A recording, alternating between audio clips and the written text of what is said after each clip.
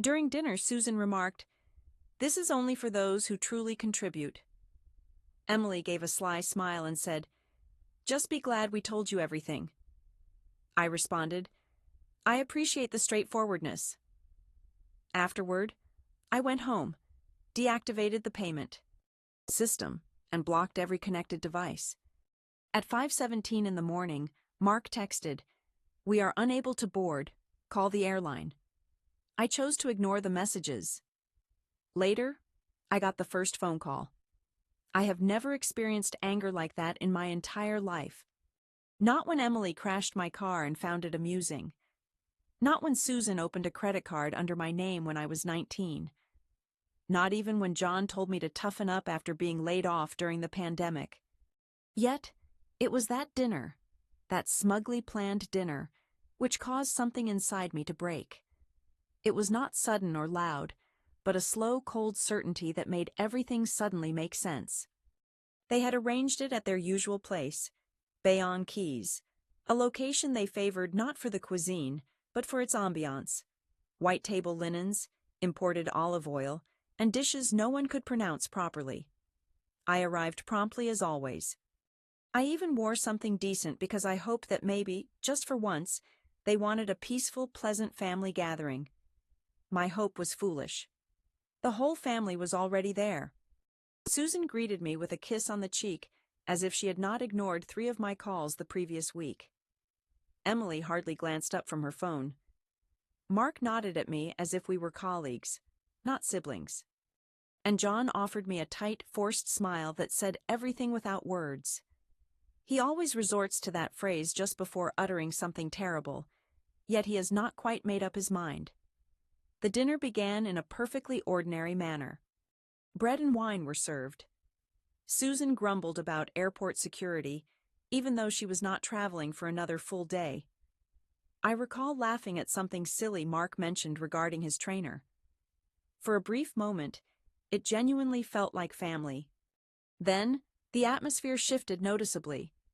You could sense it, even without knowing what was about to unfold. Susan waited patiently until the pasta was set on the table. I had only just taken my first bite when she put down her fork, locked eyes with Emily, and declared, "It is meant for those who truly contribute." Silence followed. No one responded immediately. Then Emily grinned, not even attempting to conceal her expression. Mark continued scrolling on his phone, yet I noticed his shoulders stiffen. John nonchalantly wiped his mouth, treating it like any other ordinary Wednesday. "Just be glad we finally told you everything," Emily said. She avoided looking at me as she spoke. It was unnecessary. The entire scene felt painfully rehearsed. I responded with what I could manage. "Thank you for your honesty." And I sincerely meant those words.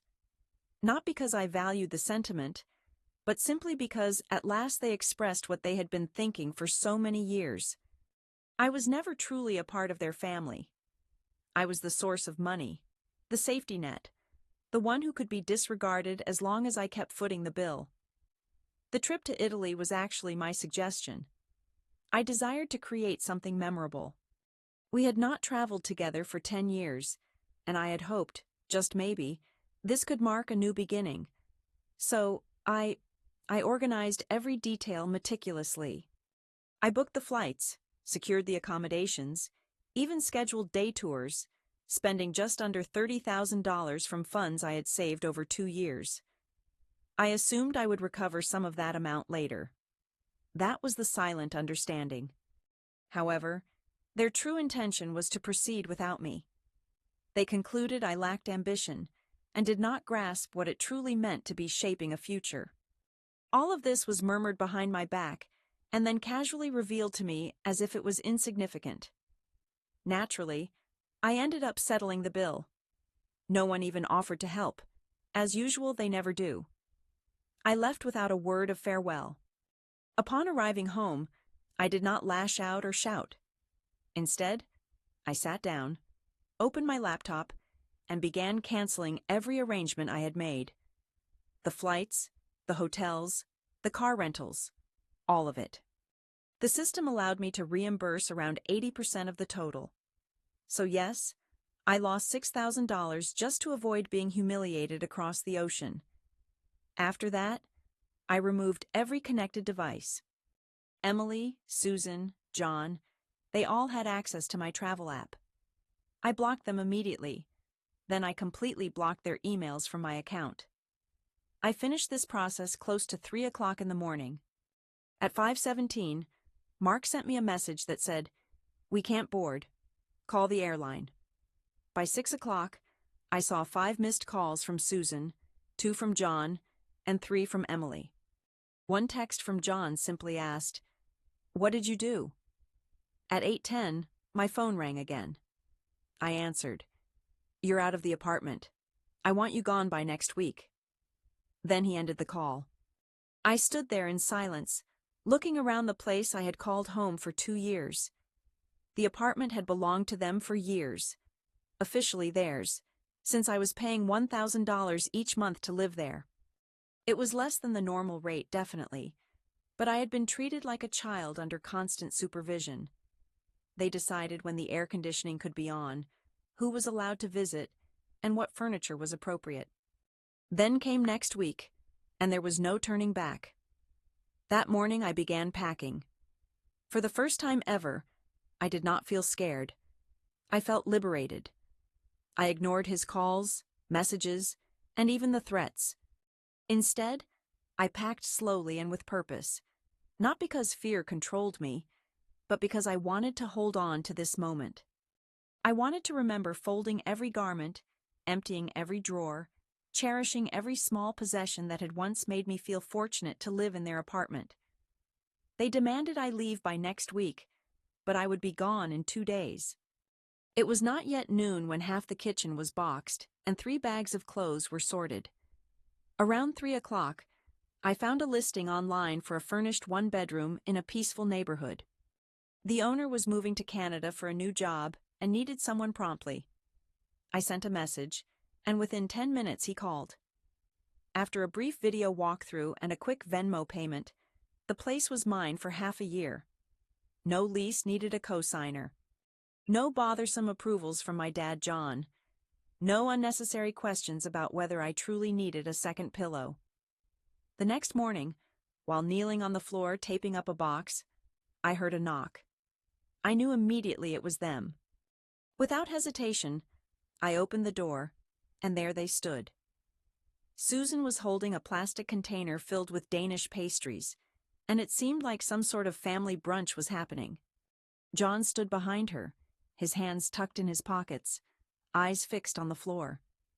Through Susan's bag, I could hear Emily's voice coming from the speakerphone.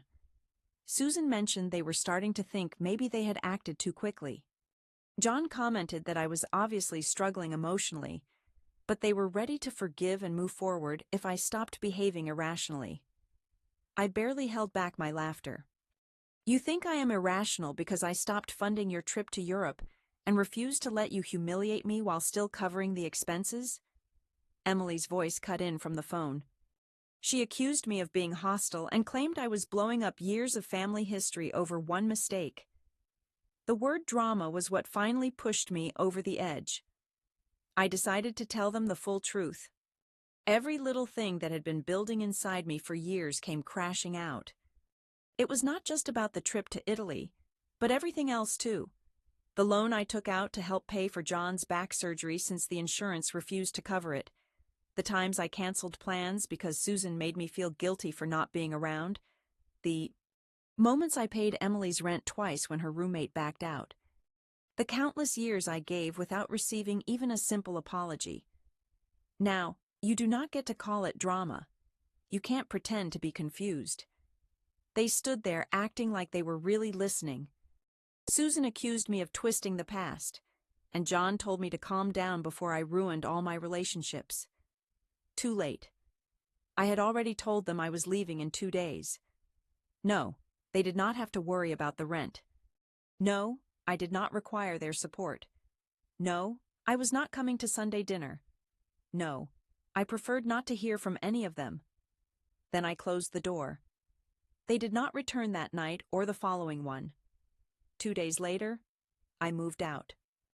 The apartment was modest and a little worn, but the sunlight poured through the windows, and the neighbors did not know my name, so I could finally breathe. I did not leave a forwarding address. I did not owe them that. For the first time in many years, I felt complete, like a whole person again. Not just a source of money or a fallback option, simply Julia. I assumed that chapter was closed. However, it was not. The first week in the new place seemed almost unreal.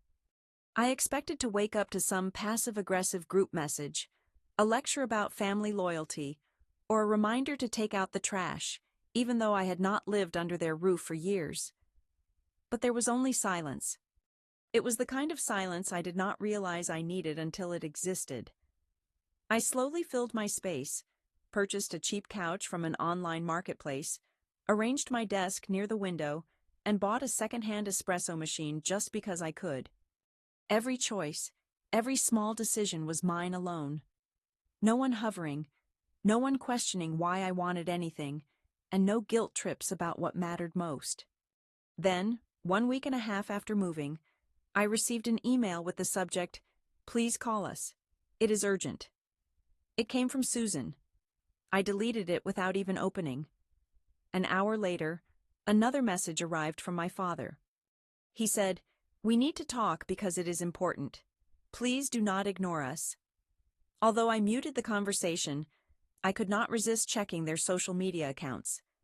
My sister Emily's Instagram had gone silent. My brother Mark had stopped posting gym check-ins. Susan, my mom, had not shared a single cat meme on Facebook in several days, which for her was basically a silent plea for help. Then came the third email, this time sent from my brother Mark's account. It said, "Hey, something happened. Please just call me." I did not respond right away. I sat with this feeling for a few hours, wondering if someone was seriously hurt. For a moment, old guilt crept back in. That automatic sense that everything was somehow my responsibility. That if I ignored their messages, I was a bad daughter, a bad sister, a heartless person. But that feeling faded.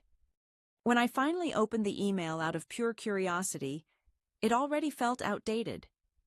The message was vague, as if they were scared to explain the whole situation through text. Still, the tone told me enough. Something had gone wrong. Something major. 2 days later, I learned what had happened. Not from them, but from my cousin Derek. Apparently the airline never refunded the taxes on the non-refundable part of the trip. The hotel in Rome charged a cancellation fee carefully hidden in the fine print. The travel insurance claim was never processed because none of them had actually read the policy I had purchased. In total, they faced an out-of-pocket loss of nearly $8,000. Even worse, John had charged a portion of it on a credit card he was already struggling to keep up with. The bank locked his account after a payment error, and Emily's tuition refund from her employer did not come through. Their trip that never took place still managed to cause them severe financial damage. Karma really knows how to strike at the right moment. That was when they started pleading. The calls started again, this time with voicemails. John hesitating, saying he needed to talk, Susan crying, Emily insisting it had gone too far and that everyone was hurting. I listened to every message but did not answer a single call. Then, on a Tuesday morning, Susan called 5 times in a row. The last voicemail changed everything. Between sobs, she said that if I didn't help them immediately, I would no longer be their daughter. I played that recording twice, then sat silently, staring at the wall as it sunk in. "You're not our daughter anymore." The words were meant to guilt me, to control me, but they did not hurt the way they expected.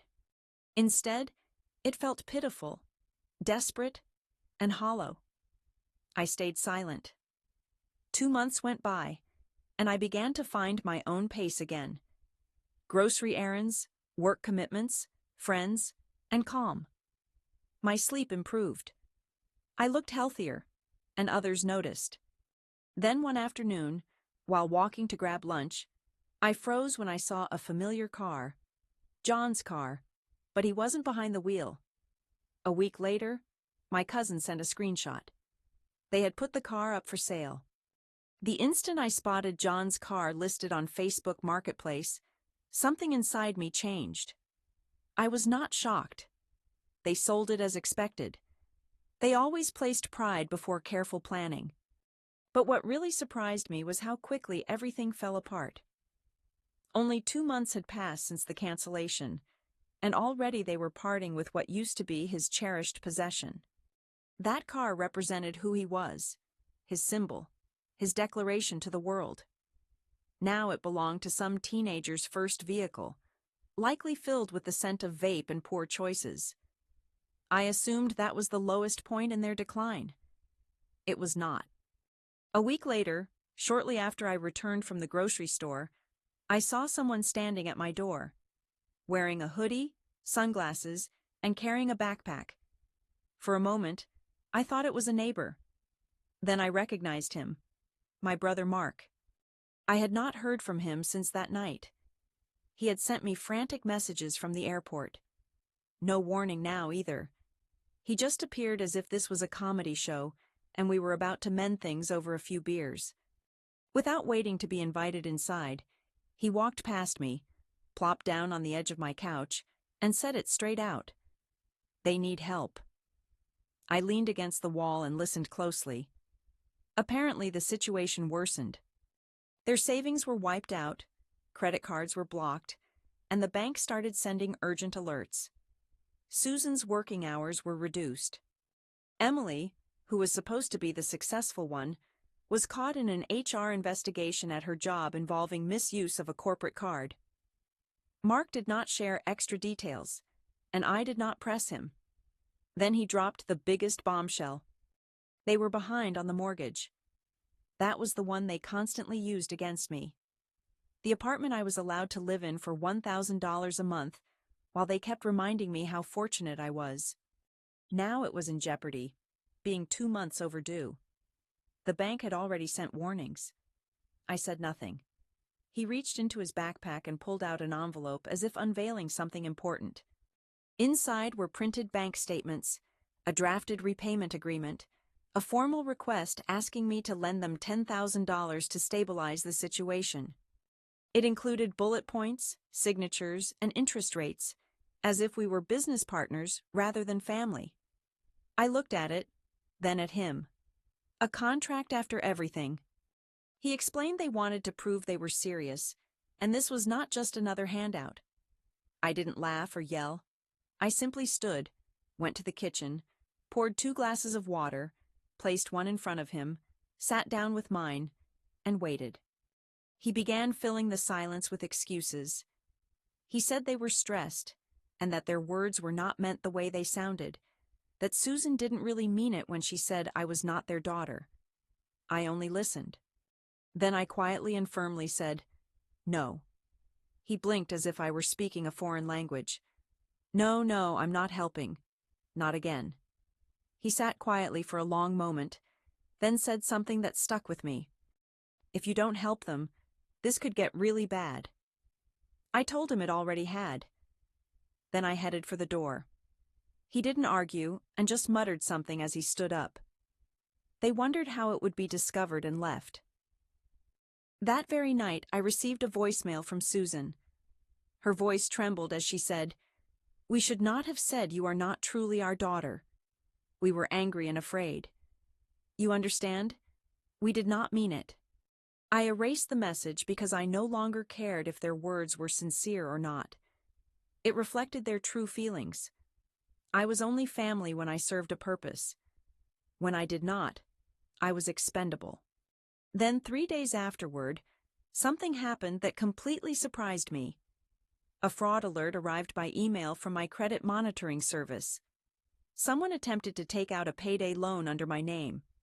An online request for $3,500 was made using my former address and my personal information, but it failed since I had frozen my credit months earlier right after moving. I did it as a safety measure back then.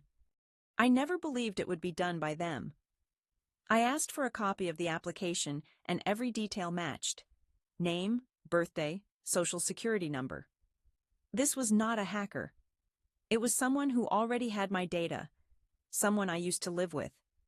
They never admitted it or brought it up, but I was certain. For the first time in my life, I genuinely felt I was no longer part of their family. Instead, I was a target. I did not confront them because it was pointless. If they were ready to exploit my identity to obtain a loan, then our remaining relationship was not worth saving. I filed a report, tightened security on my credit further, placed a fraud alert with the bureaus, and moved on quietly without causing any drama. This is the part they never mention. Understood. Cutting someone off does not always involve shouting. Sometimes it means a silent door firmly closed. For several weeks, nothing took place. The messages stopped without warning. The calls ceased as well. I almost began to believe they had finally moved on. Then suddenly, I received a message from my cousin Lena. It was simply a screenshot without any explanation. It showed a post from Susan on Facebook. She had tagged numerous family members and wrote, "Certain people act like family only until you require them. Some pretend to care for you until you are no longer valuable. But that is fine. God is watching over everything." There were many comments, vague yet full of meaning. "I am so sorry, Marie. You do not deserve this. Some forget who raised them. God will take care of it." Then came private messages from aunts, uncles, and even my grandmother. Why are they sending such messages? What is going on with Susan? You must repair this, Julia.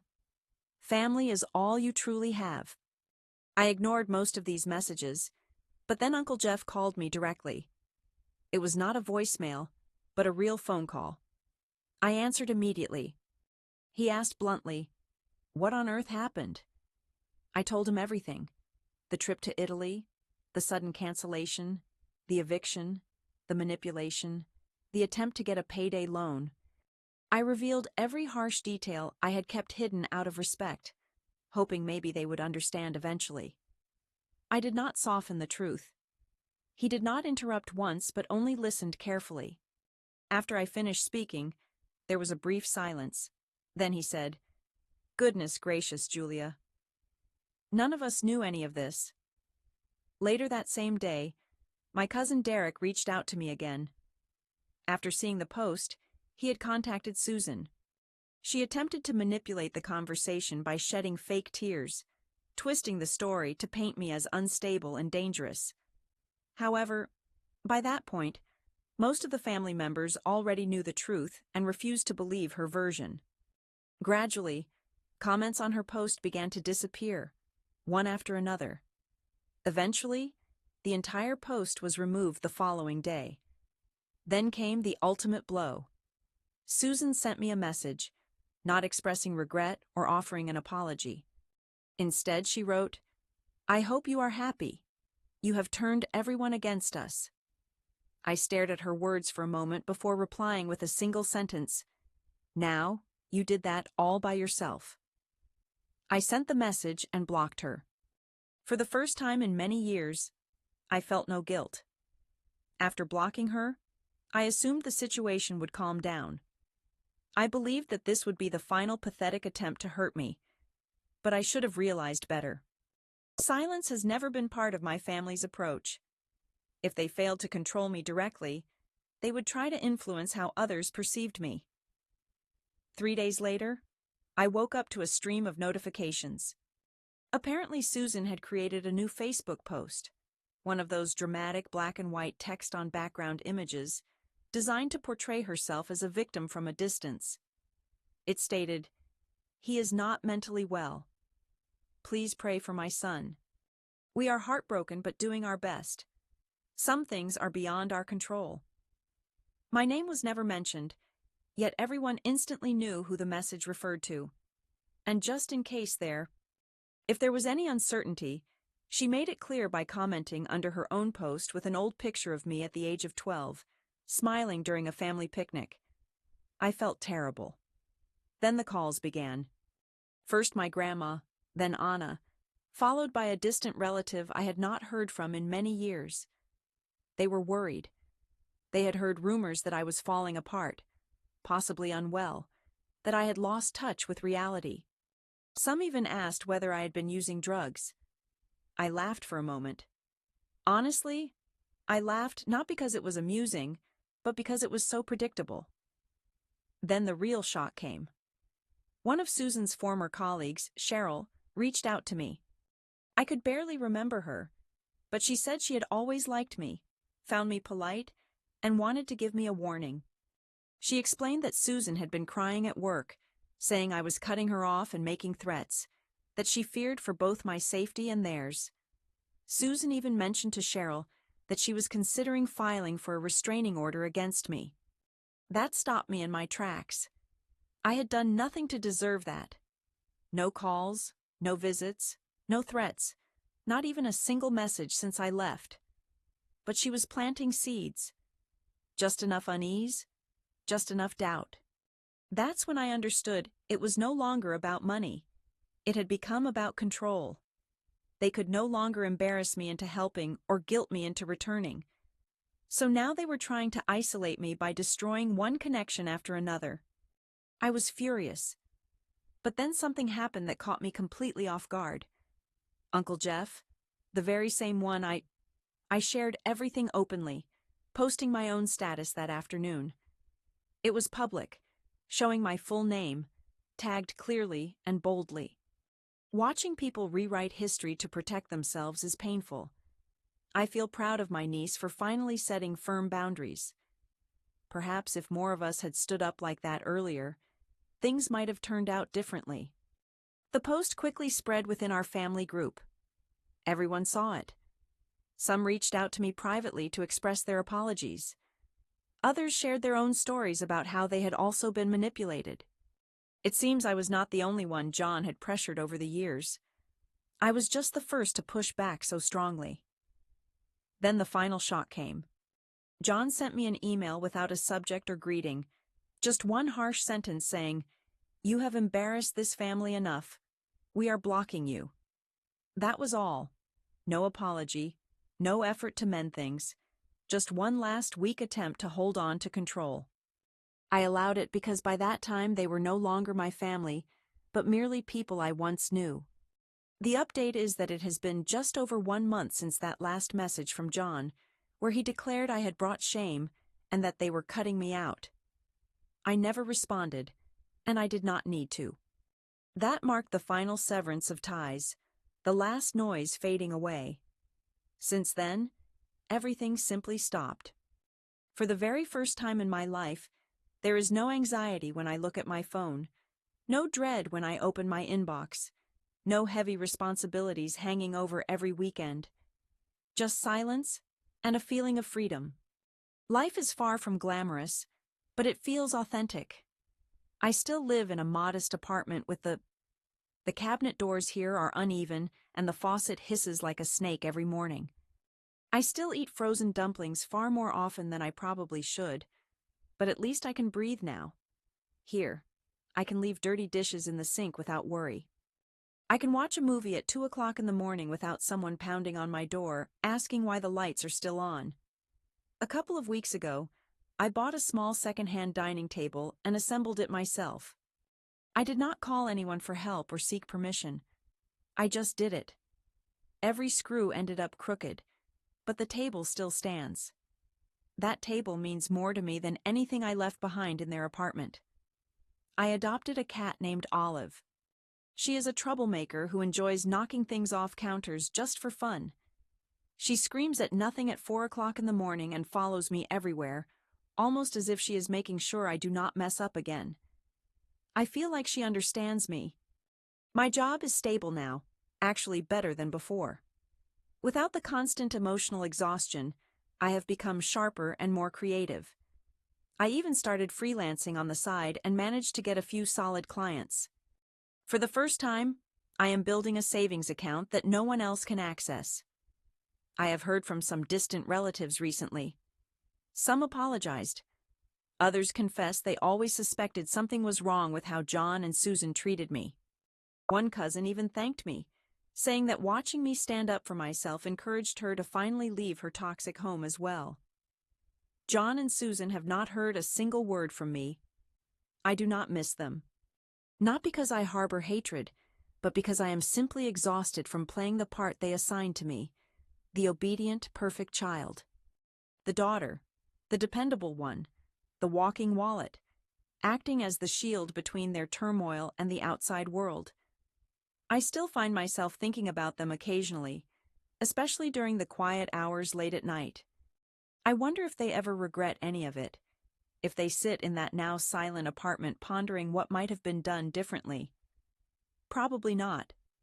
But honestly, that is no longer my concern. Here is what I have realized. When people say family lasts forever, they are not mistaken. Yet sometimes the family you are born into is not the one you are meant to hold on to. Sometimes you create your own family from friends who genuinely check in, the neighbor who invites you over to play board games, the cat who snuggles up on your chest when restless sleep eludes you. I assumed I would feel hollow without them. Instead, I feel complete, whole even. For the first time in many years, I am not trying to reclaim what I lost. At last, I am building what I never had before.